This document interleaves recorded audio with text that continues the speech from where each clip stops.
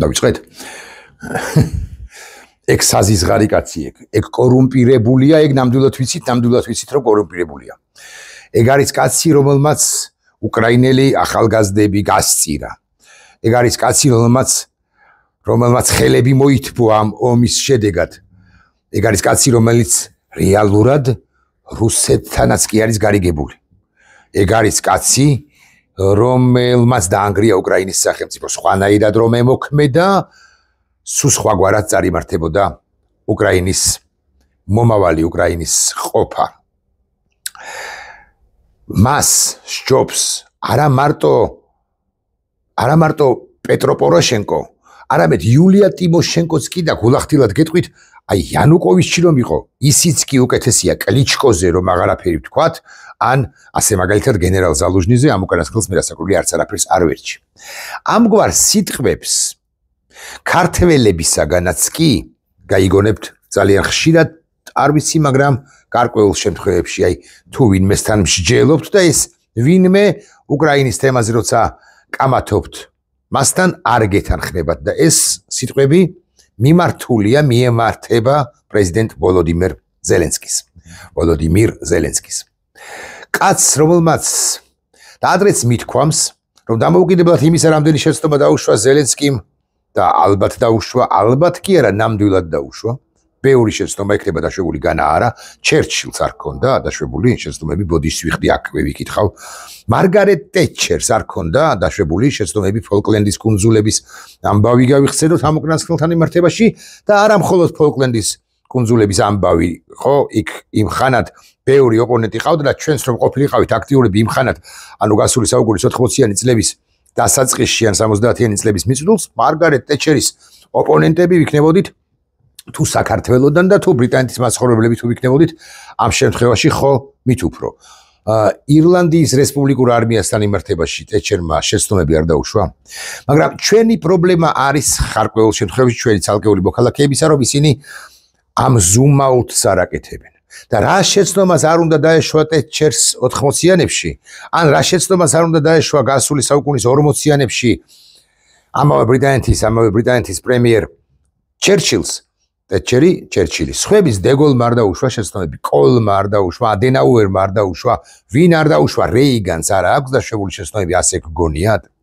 მაგრამ ჩვენ ვერ ვაკეთებთ რა ზუმაუტს, ანუ ვერ განვეშორებით რა პროცესებს, ესე კირკით ვაფასებთ ხოლმე ცალკეულ ლიდერებს, ხოლო კირკით როცა მიუდგები ვინმეს, სვიად გამსახურდიას თუ მიუდგები კირკით, ვაცლავ ჰაველს თუ მიუდგები კირკით, ესე მეწვრილმანე თუ გახდები, ასაკვირველია ვაცლავ ჰაველთანაც და ზვიად გამსახურდიანასთანაც და მიხეილ სააკაშვილთანაც და ასე შემდეგ და მაჰატმა განდისთანაც კი აღმოაჩენ შეცდომებს განა არა.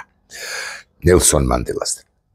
მაგრამ ზელენსკი რატომ არის იცით დიდი მოღვაწე, დიდი გმირი, დიდი პერსონა, ისტორიული პერსონა, რომ განვითარების და პოლიტიკური კარიერის ამ ეტაპზე ზელენსკიმ რასაც არ უნდა შეცდომები დაეშვა, მას უკვე ჩაიდინა, უკვე გააკეთა ისტორიული ამბავი, მათ შორის ამბავი უკრაინის ფორმაქმნადობისა. დიახ, უკრაინა 2014 წლის ღირსების რევოლუციის დროს შეიქმნა ხელახლა, მაგრამ ჯერ კიდევ არ იყო დასრულებული მისი შექმნის პროცესი, უკრაინა შეიქმნა ფორმაქმნადობა მოხდა უკრაინისა 2022 წლის 24 თებერვლის შემდეგ, როდესაც უკრაინელებმა თქვეს, რომ აქ რუსეთი, ანუ მათ ქვეყანაში რუსეთი არ იქნება.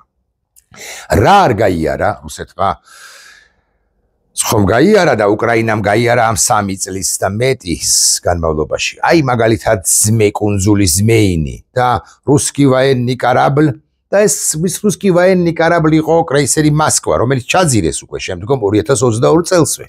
მან გაიარა მარიუპოლის და აზოვსტალის ჰეროიკული ან წარმოუდგენლად ჰეროიკული ბრძოლები და ამბავი, ეპოპეა ესე ვიტყვი, თავგადასავალიც არასწორი სიტყვაა, ეპოპეა, რაც ხდებოდა მარიუპოლში.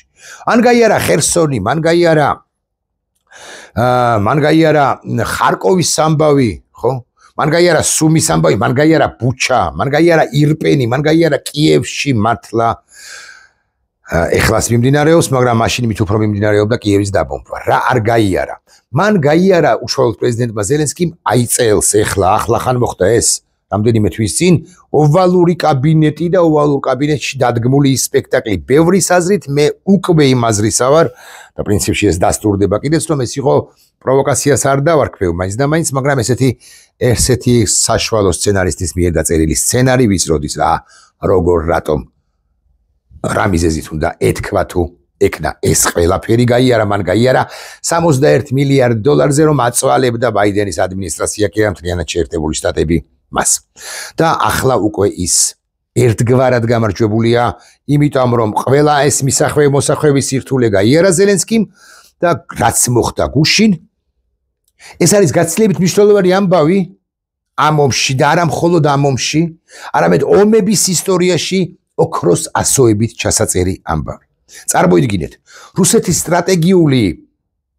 ბომბდამშენების ავიაციის 33-35% მთლიანად განადგურებული ანუ 30-35-40%-ით ნაკლებს იფრენენზეც არ არის ნაკლებს გაუშვებენ ამ სტრატეგიული ბომბდამშენებიდან რაკეტებს რუსები და დაბომბავენ სხვადასხვა ტერიტორიას მაგრამ ამასაც არ აქვს მნიშვნელობა ცხადია მნიშვნელოვანია მაგრამ ამასაც არ აქვს გადამწყვეტი მნიშვნელობა ამის შედეგად ყველამ დაინახა ერთი რამ რომ რუსეთი ყველა ვისაც თავში ტვინი აქვს რუსეთის რუსეთის უძლეველობის თაობაზე ინგრევა ისე რაც დანგრეული უნდა ყოფილიყო აქამდე აი მოსკვა რო ჩაიძირა ასე მაგალითად მაშინ მაგრამ ახლა როდესაც სტრატეგიული ბომბდამშენების პარკის უმნიშვნელოვანესი ნაწილი განადგურებულია წესით ყველა ქართველს ან სომეხს ყველა სომეხს ან აზერბაიჯანელს ან ირანელს ან აქეთ ჩვენსკენ წამოვედი ხო კავკასიის რეგიონი ქვეყნებს შევეხედა კიდე გავწვდი კავკასიის რეგიონის ქვეყნებს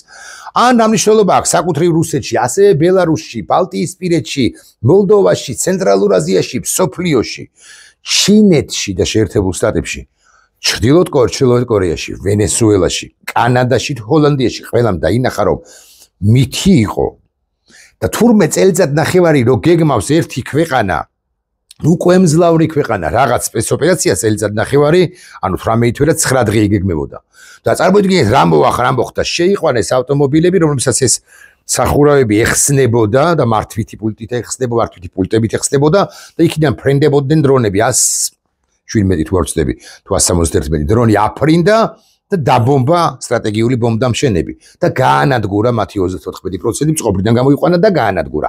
წყობრიდან ისე გამოიყვანა რომ მათი აღდგენა წარმოუდგენელია $7 მილიარდი ზარალი. ნახა, მაგრამ 7 მილიარდშიც არ არის საქმე. დაიმსხვრა მითი რუსეთის უძლეველობის თაობაზე ფსიხს გადაფსიხებულნი არიან უშუალოდ კრემლში რუსი ბლოგერები წერენ რომ ტურებსო ლომებთან ბრძოლა არ შეუძლიათო. ანუ ტურა პუტინიო და ლომები რო ებრძვიან მასო ანუ იგულისხმება ევროპის ქვეყნები და შეერთებული შტატები და უკრაინა ხო ტურები ვერაფერს გახდებიან ლომებთანო ზელენსკიმ მოახერხა ეს ამას გაბედვა უნდა ამას უნდა იმის გაბედვაც კი რომ ვაშინგტონის არც აცნობო ეს და ვაშინგტონს რომ არ აცნობა ეს დასტურდება ვაშინგტონი ხელს იბანს ვაშინგტონი ამბობს რომ ეს ყველაფერი ძალიან მაგარი ამბავი კია მაგრამ სენატორების და კონგრესმენების დონეზე, მაგრამ ჩვენთვის არავის უთქვამსო.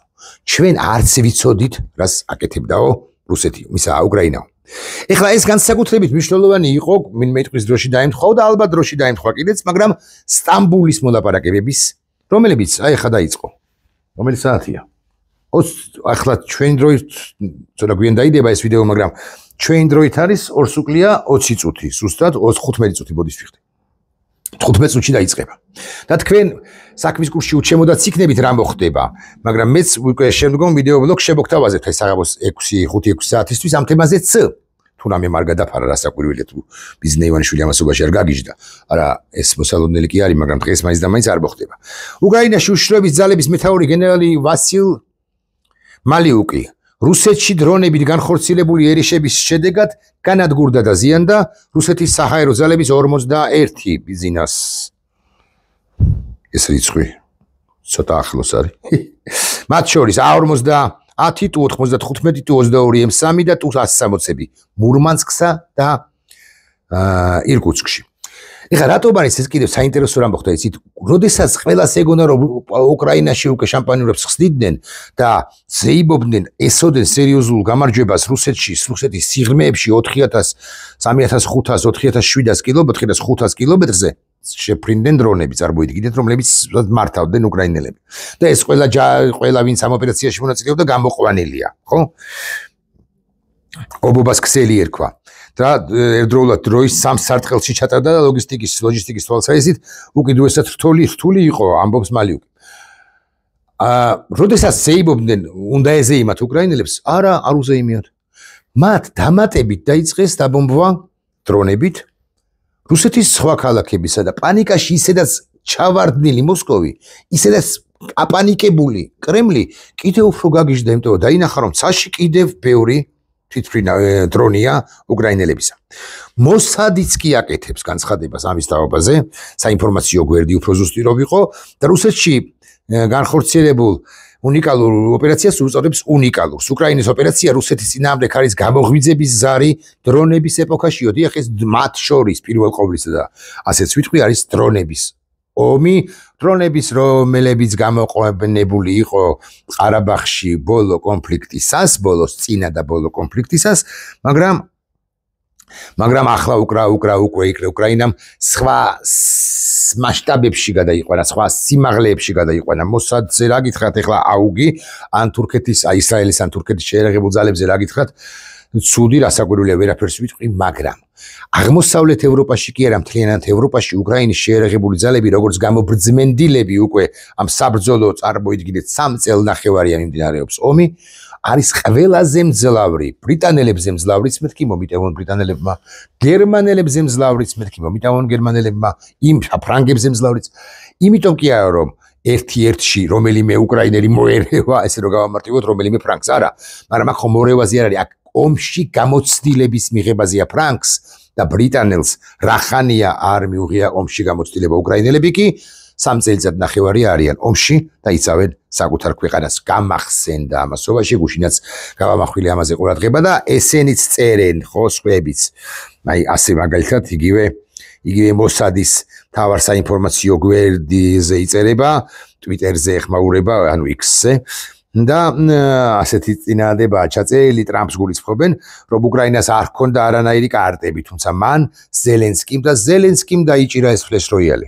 ზელენსკის უჭირავს ეს ტუზი, კაროლი და ამავალეტი 10-იანი, გულისა ასე მაგალითად და უკლებლივ ყველა კარტი გაჭრა. ეხლა რა სიზამს რუსეთი ორეშნიკს ესრისო, ვინმე იტყვის ებზადებაო პუტინი ორეშნიკის სასროლადო, ესეთი ვერსიაც იყო, რომ ის გამოვა და გააფრთხილებს უკრაინულ საზოგადოებას, უკრაინელ ხალხს, რომ ისიც რამე ეიძულებ, я вынужден რაღაც выстрелить аешникам по территории Украины, я не знаю, где, возможно, вкинь. აი რაღაცებს იბოდიალებსო, მაგრამ მე მინდა გითხრათ, რომ ეს კიდევ უფრო უარის მდგომარეობაში აღმოაჩენს რუსეთსაც, მიუხედავად იმისა, რომ უკრაინას მძიმე მდგომარეობაში აღმოაჩენს, იქნება მსხვერპლი.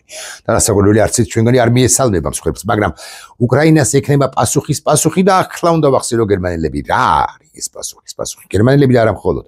ეს არის პირველი, ამერიკის შეერთებული შტატების მხრიდან საბოლოოდ გადაწყვეტილება იმისა, რომ სანქციები დაუწესდეს ერთი ამბავია. რუსეთს და მოახრჩონ რუსეთი სანქციების დაწესებით და ამ შემთხვევაში უკვე ლინციგრემს ვეღარაფერი გააჩერებს და აღარანაირი იმედის სხივიც აღარ იქნება იმის თაობაზე, რომ რუსეთი იქნება ადეკვატური თუ რუსეთი არეშნიკს ისვრის, ეს ერთი. იმიტომ რომ არეშნიკი რო განმარტოთ, არეშნიკი განაპირობებს ადამიანთა მსხვერპლს. უკრაინელთა განხორციელებული სპეცოპერაცია მსხვერპლის გარეშე დასრულდა, ანუ ააფეთქეს სტრატეგიული ბომბდამშენები. ტრამპისთვის წითელი ხაზია სწორედ ადამიანების მოკვდინება, გარდაცვალება, დაღუპვა. და აი უკვე ლინციგრემს და რუბიოს ვერავინ ვერ გააჩერებს შეერთებულ შტატებში და მოახჩობენ ეკონომიკური თვალსაზრისით. მაგრამ ეს არის ერთი ამბავი. მეორე ამბავი არის, რომ ამის შედეგად ამერიკის შეერთებული შტატების პრეზიდენტი მიიღებს ყველაზე სტრატეგიულ გადაწყვეტილებას უკრაინის შეიარაღებას ბოლომდე. დავარქვათ ამას ერწუს ლენდლიზი, მაგრამ ლენდლიზი არ დაერქვება მაღალი ალბათობით. ანუ უკრაინის შეიარაღებას ყველაფრით, რაც შეერთებულ შტატებს აქვს, მათ შორის პატრიოტის სისტემებითაც. და არა მხოლოდ პატრიოტის სისტემებითაც. და ასევე რასაკვირველი უნდა ვახსენოთ გერმანია და ევროპა კავშირი და გერმანია. გერმანიას ახალმა კანცლერმა მიიღო ვერაცხელება ტაურუსების უკრაინისთვის გადაცემის თაობაზე და ეხლა უკვე კი არ წავა პირობით ერთეული 10 წალი, არამედ წავა პირობით ერთეული 100 წალი. გერმანიას კი არა ევროპას მთლიანად უჭირს დასაკვირველია მოცემულ ეტაპზე და ეს მერკელისკენ გაიხედონ მათ და გემერკელს გადააბრალონ ყველაფერი მერკელიადას გადააბრალონ ყველაფერი, მაგრამ იმისთვის რომ კარგად იმის გამო რომ კარგად ესმით ის ეგზისტენციური საფრთხეები რომლებითაც ემუქრება რომლებიც არის მათ წინაშე იქნება მათ წინაშე ევროპის კონტინენტს გულისხმობ ისინი ბოლომდე შეიარაღებენ ამ ატვაჟნიან უგულად უკრაინელებს რომლებიც საუკეთესო არმიას ფლობენ დღეს ევროპის კონტინენტზე და არა მხოლოდ ევროპის კონტინენტზე ხოდა სტამბოლში იმართება მოლაპარაკებები და როგორი იმართება ძალის პოზიციიდან არა მართალის პოზიციიდან არა თუმცა მართალი რასაკვირველია უკრაინა არამედ გამარჯვებულის პოზიციიდან სწორედ დღეს და ახლა უკრაინელები აი უკვე 10 წუთში დაიწყებენ საუბარს თემაზე და გეტყვით რაზე მათ შორის უყურეთ ჩავიკითხოთ ხო და ესე იგი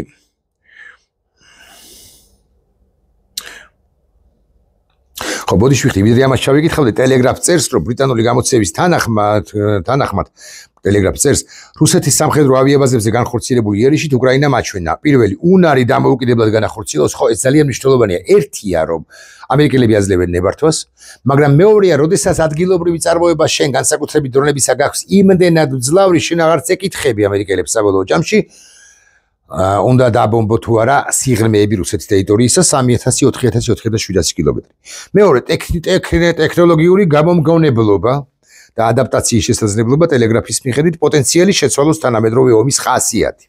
ეხლა დაუბრუნდეთ თემას რა მოთხოვნები ექნება და აქვს უკრაინას და ვერ პოულობს სიმართლე გითხრათ ამ ინფორმაციას მაგრამ რატომაც არა შეიძლება ვიპოვე კიდეც კი ბატონო ვიპოვე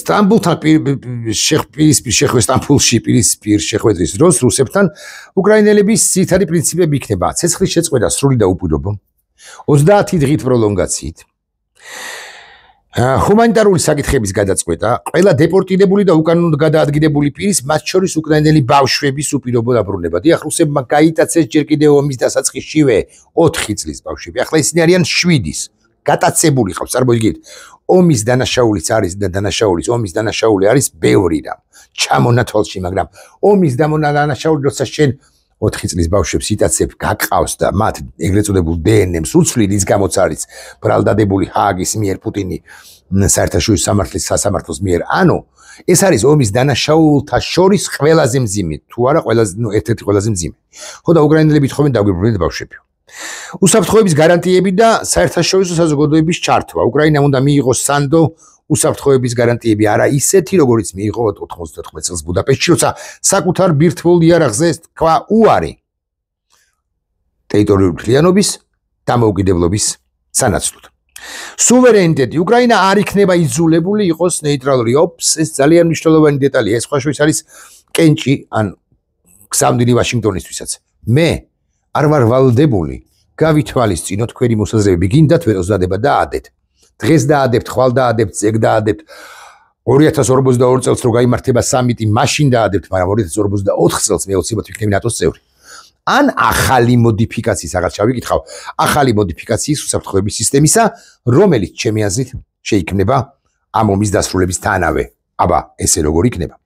ხო და ეხლა დაუბრუნდეთ ზელენსკის და ესეთი გმირები შეიძლება არ მოგწონდეს ის შეიძლება ეწინააღმდეგებოდე მას მისი ცალკეული გადაწყვეტილება შეიძლება ამბობდე რომ ის არის კორუმპირებული მე ვიცი რომ მან მიითვისა 2.880.000 ეს მოხდა შვეიცარიაში მის ანგარიშზეო ვიღაცეები აქ ამასაც მოდავენ მათ შორის საქართველოში უკრაინაშიც ალბათ იანუკოვიჩის მომხრეებიც იქნებიან კიევში განა არა მაგრამ უკრაინა როგორც ერის სახელმწიფო მისი ფორმა ქმნადობა სწორედ ზელენსკის დროს მოხდა ზელენსკი ამის ავტორი და თუ განვეშორებით და კონცეპტუალურად შევხედავთ ამბავს და ვიტყვით რომ ზელენსკი არის პირი რომელმაც ყველაზე მეტად აულაწუნა მიშა სააკაშვილზე მეტადაც გამსახურდიაზე მეტადაც არავის მიმართ არავის არ უკარგა ვარც დამსახურებას და არც პატივისცემას უდასტურებს ხადია ორივეს ხო და სხვებსაც არა მარტო მათ ქართველებზე თქვი კაცი რომელმაც ხელუხმა აულაწუნა რუსეთს ფსბ-ს რომელმაც თქვა შუაშორის რომ სპეცოპერაცია ფსბ-ს ადგილობრივი ოფისის გვერდზე და იგეგმაო წარმოიდგინეთ FSB გვერდზე შენობა იქ და იგეგმა უშინელი ოპერაცია თავს ლაფის დასხმა რუსეთისათვის. ეს არის კაცი, რომელმაც შექმნა დღევანდელი უკრაინა. და ამის გამო ითვა იმსახურებს პატივისცემას. აქედან გამომდინარე, მე ხმამაღლა ვამბობ, ზელენსკის დამარცხება წარმოუდგენელია. თუ არ გაასაღებენ პირდაპირ მნიშვნელობით. წარმოუდგენელია. სათაურიც ეს იქნება ზელენსკის ვერ გაასაღებენ. მისი უსაფრთხოება ახლა გეტყვით, მისი უსაფრთხოება თავიდან ბოლომდე აღებული აქვს. ტრამპის დროინდელ კი არა, ბაიდენის დროის გადაწყდა ეს ამბავი.